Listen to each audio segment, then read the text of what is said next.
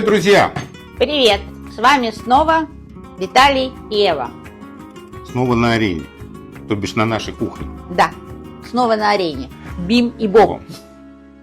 А сегодня мы будем готовить один из наших любимых десертов, а, впрочем, любимый не только нами, чизкейк.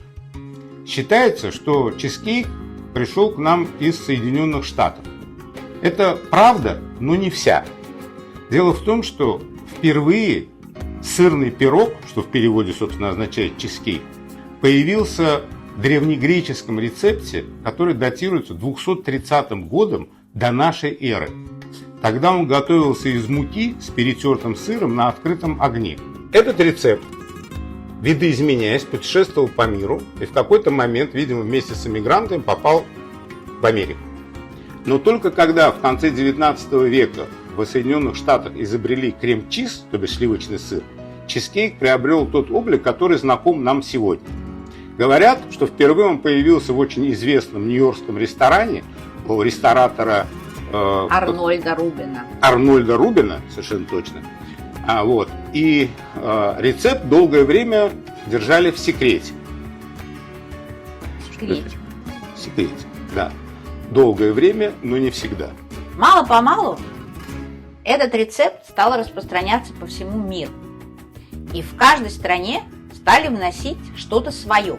Естественно, в первую очередь это касалось сыра.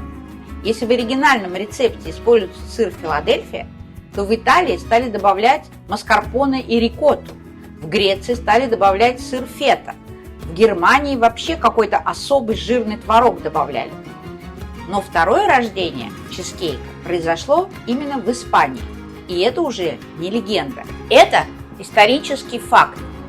Сантьяго Ривейра, владелец ресторана «Ля Винья», что находится в городе Сан-Себастьяне, стране басков, в 1990 году придумал совершенно новый рецепт чизкейка.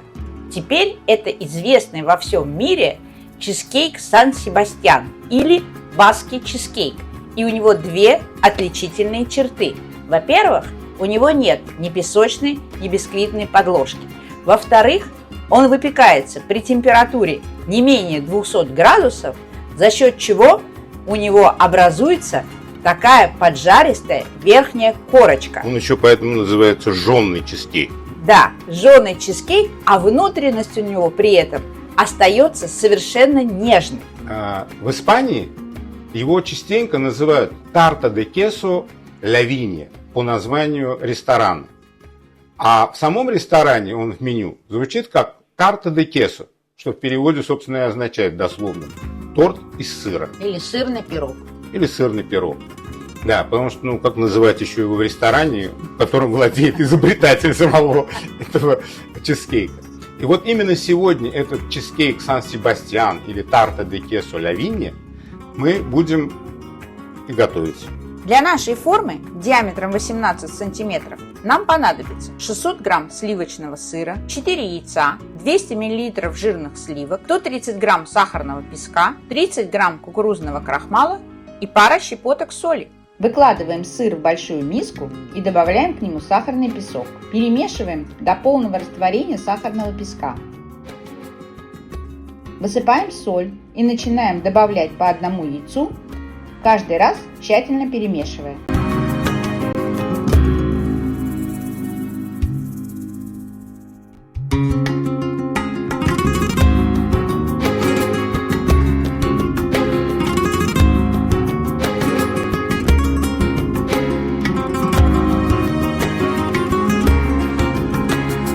После того, как вбили все яйца, добавляем сливки. Эту смесь уже можно перемешивать венчиком.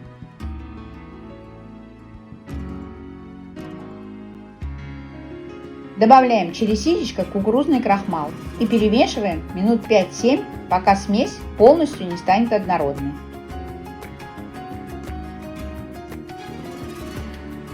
Бумагу для выпечки смачиваем и мнем.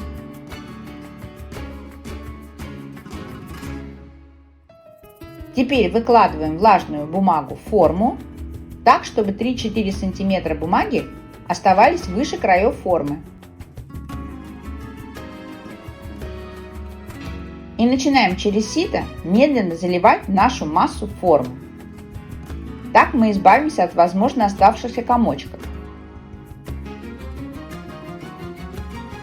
Пару раз стряхиваем форму, чтобы не было пузырьков, и отправляем в разогретую духовку. Поскольку духовки у всех разные, вам надо подобрать свой режим, ориентируясь на появление темной корочки. Мы будем выпекать 45 минут при температуре 220 градусов. Режим вверх-вниз. Через 45 минут вытаскиваем форму из духовки.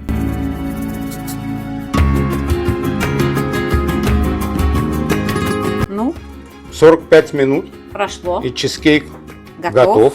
Поджаренной корочкой. Да, и пусть вас не пугает, что он такой черненький. Он такой и должен быть в оригинале. Теперь ему необходимо остыть до комнатной температуры. И после этого мы его поставим на ночь в холодильник. А завтра мы его достанем и вместе с вами будем пробовать. Ну что, наш чизкейк Сан-Себастьян ночь провел в холодильнике. Мы его достали заранее, потому что есть его надо не холодным. Поэтому он где-то полчаса у нас 40 минут постоял, чтобы достичь комнатной температуры. И теперь можно его Доставать, извлекать. нарезать и пробовать. Да? Давай. Нет, давай. Нет, давай. Нет, уж лучше ты. У тебя лучше получится. Хорошо. Достаю. Доставай. Так. Достаем. Ну, забираю мне. Так. Так. Теперь Теперь снимаем его. снимаем Бумагу. бумажечку аккуратненько, не повреждая стеночки. Вот так вот. Так. И так, не мешай. Приподнимаем его.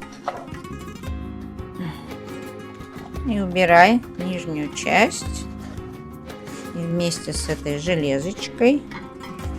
И та-дам! Вот чизкейк наш готов. Ну что ж. Жженый, пропеченный, Но не пережженный. но не пережженный. Самый правильный кондиции. Будем резать и пробовать. Yes.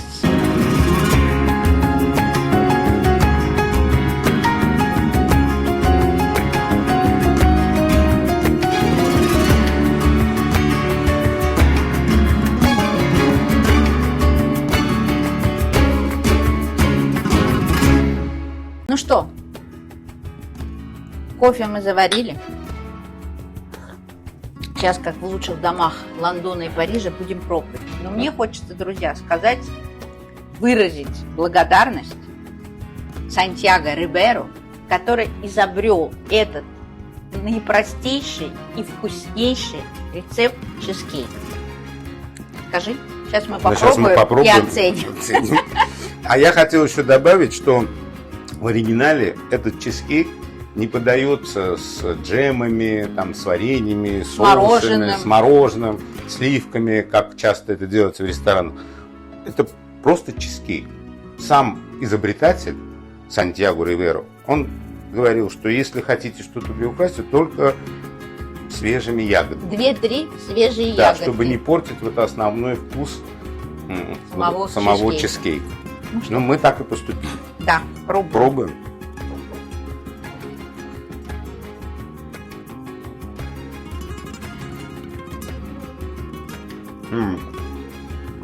Нежнейший. Очень вкусно. Просто великолепное. Получилось как суфле. Так. Да? Вкус просто потрясающий. Наитончайший, наилегчайший. Ну и вы сами видели. Муки тут нет. Сахара очень мало. Мы положили всего лишь 130 грамм.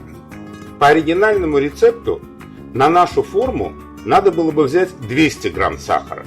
Ну, мы не очень любим сладкое, поэтому взяли вот 130. Кроме того, обычно используется более солоноватый сливочный сыр. Но чтобы было и вам проще найти, и нам проще, Мы взяли самый обычный сливочный сыр и добавили вот 2 щепотки соли.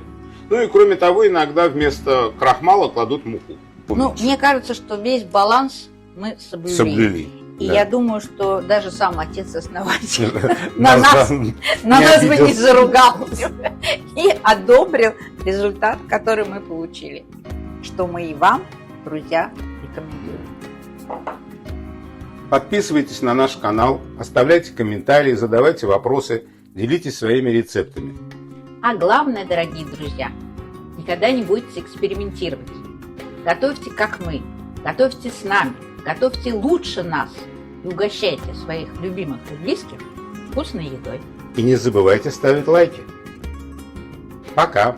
Пока!